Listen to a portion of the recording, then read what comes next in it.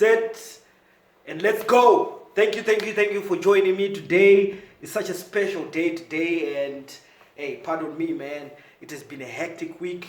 I've been setting up and concluding some deals, and it has been meetings back on back, and it's such a beautiful thing that I found this time to be with you today. And as we are closing this week, it's such a phenomenal thing that we're on a topic on sexual transmutation. We are on Napoleon Hill, Think and Grow Rich, and we are on the 10th. If you knew what I'm talking about, this is the special 10. This is the 10th principle. If you study it and if you know it and if you implement everything that Napoleon Hill is trying to share with us, it's going to be a beautiful journey. This information, I've told you, I've been upfront with you guys. I didn't know about sexual transmutation. I only learned about it when I bumped into Napoleon Hill and his book, Think and Grow Rich.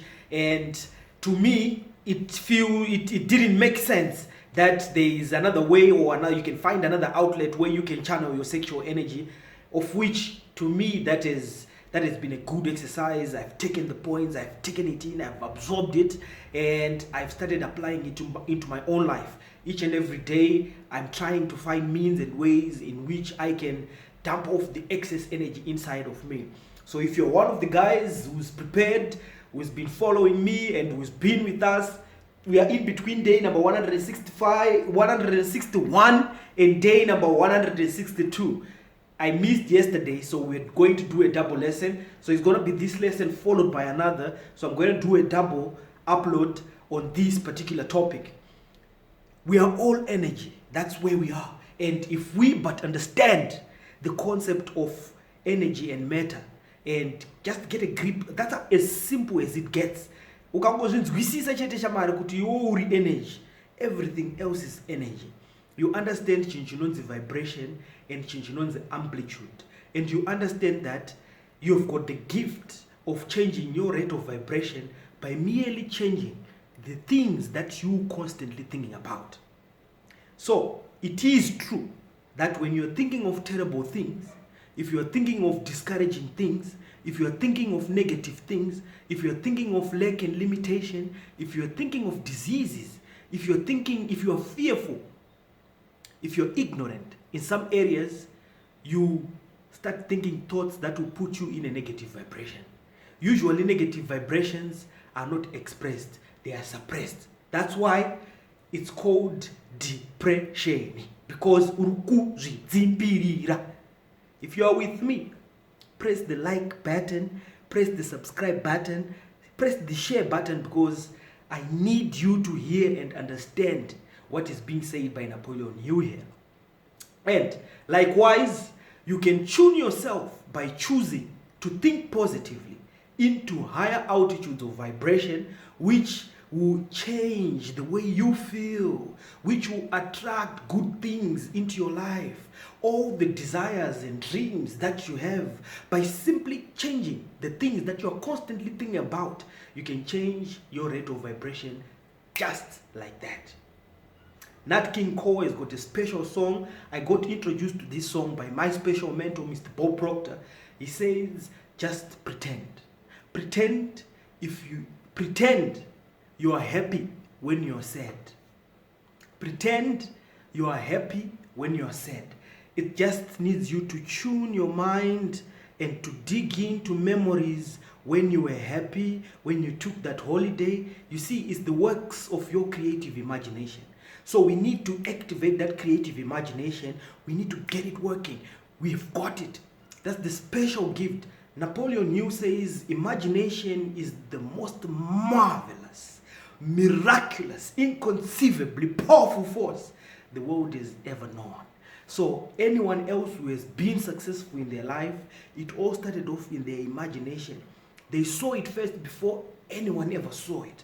They saw it, they went into it, they added color, they added feeling to the whole thing up until they started vibrating in the same way. Those things, those pictures and pixels which they were joining together were at the very exact wavelength with everything that they started attracting.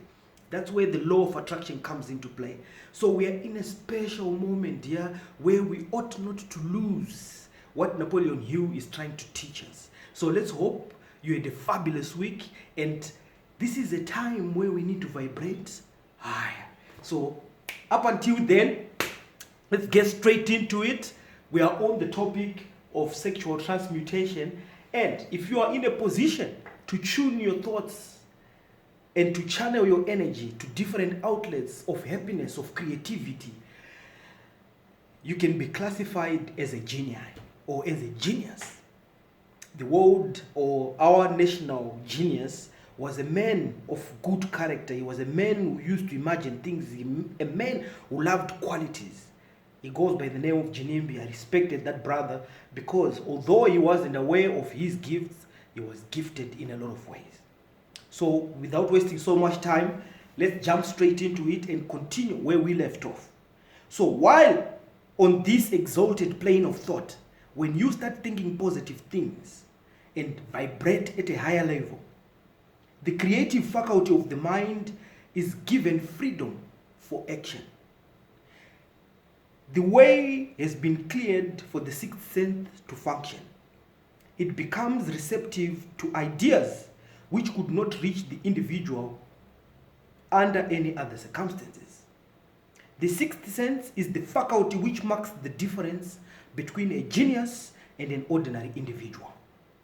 So your creative faculty, you being able to picture the good that you desire and choosing to stay there because it's a place, it's a rate of vibration which you are going to have to attune yourself to. Unaita se unge radio kuti unzwe FM sha unge wachuna to a certain frequency. So that thing that you desire, that thing that you want, that car, that house, that holiday you want to take, it's at a certain frequency in the universe of things that exists as energy. So if you but start thinking of those things, you are tuning your own mind to that place. And guess what will start happening? Because you are vibrating at a certain rate, everything else that vibrates with the same frequency will start getting attracted, and you will meet with success unexpected during common hours. The creative faculty, I'll continue, the creative faculty becomes more alert and receptive to vibrations originating outside the individual subconscious mind. The more this faculty is used, the more the individual relies upon it and makes demands upon it for thought impulses. This faculty can be cultivated and developed only through use. Unofana kunge uchikwanisa kushandisa chipo chawakapiwa nashe chikukwanisa kushandisa your imaginative faculty. Remember, we talked of the intellect when we introduced the statement concept, where we said the intellect, bottom line, what it basically means is that it harbors 6 mental faculties, which are your 6 mental tools, which if you but dedicate your time and space to just make use of each and every faculty, I'll name them in session: memory, reason, perception, imagination, will, and intuition. Those are your 6 mental gifts, and the mental faculty that is being talked about here is your imagination. If you only learn to use your imagination, it becomes strong. It's like a muscle. The more you use it, the more stronger and the better experienced you get at using your mental faculty. That which is known as one's conscience operates entirely through the faculty of the sixth sense. The great artists, writers, musicians, and poets become great because they acquired the habit of relying upon the still small voice, which speaks from within through the faculty of creative imagination.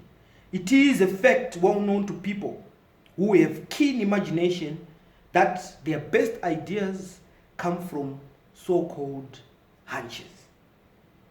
There is a great orator who does not attain to greatness until he closes his eyes and begins to rely entirely upon the faculty of creative imagination. When asked why he closed his eyes just before he climaxes for his oratory, he replied, "I do it because then I speak through ideas which comes to me from within." one of America's most successful and best-known financiers, followed the habit of closing his eyes for 2 or 3 minutes before making a decision. When asked why he did this, he replied, "With my eyes closed, I am able to draw upon a source of superior intelligence." The late Dr. Elmer R. Gates, the Chevy Chase, Maryland, created more than 200 useful patterns, many of them basic, through the process of cultivating and using the creative faculty. This method is both significant and interesting to one interested in attaining to the status of genius, in which category Dr. Gates unquestionably belonged. Dr. Gates was one of the really great, though less publicized scientists of the world. In his laboratory, he had what he called the personal communication room. It was practically soundproof and so arranged that all light could be shut out. It was equipped with a small table on which he kept a pad of writing paper. In front of the table, on the wall, was an electric push button which controlled the lights. When Dr. Gates desired to draw upon the forces available to him through his creative imagination, he would go into this room, seat himself to the table, shut off the lights, and concentrate upon the known factors of the invention on which he was working, remaining in that position until ideas began to flash into his mind in connection with the unknown factors of the invention. On one occasion, ideas came through so fast that he was forced to write for almost 3 hours. When the thought stopped flowing and he examined his notes, he found they contained a minute description of principles which had not been parallel among the known data of the scientific world. Moreover, the answer to his problems was intelligently presented in those notes. In this manner, Dr. Gates completed over 200 patents which had been begun but not completed by half-baked brains. Evidence of the truth of these statements is in the United States Patents Office. Dr. Gates earned his living by sitting for ideas for individuals and corporations. Some of the largest corporations in America paid him substantial fees by the hour for sitting for ideas. The reasoning faculty is often faulty because it is largely guided by one's accumulated experience. Not all knowledge which one accumulates through experience is accurate. Ideas received through the creative faculty are much more reliable for the reason that they come from sources more reliable than any which are available to the reasonable faculty of the mind. The major difference between the genius and the ordinary crank inventor may be found in the fact that the genius works through his faculty of creative imagination, while the crank knows nothing of this faculty.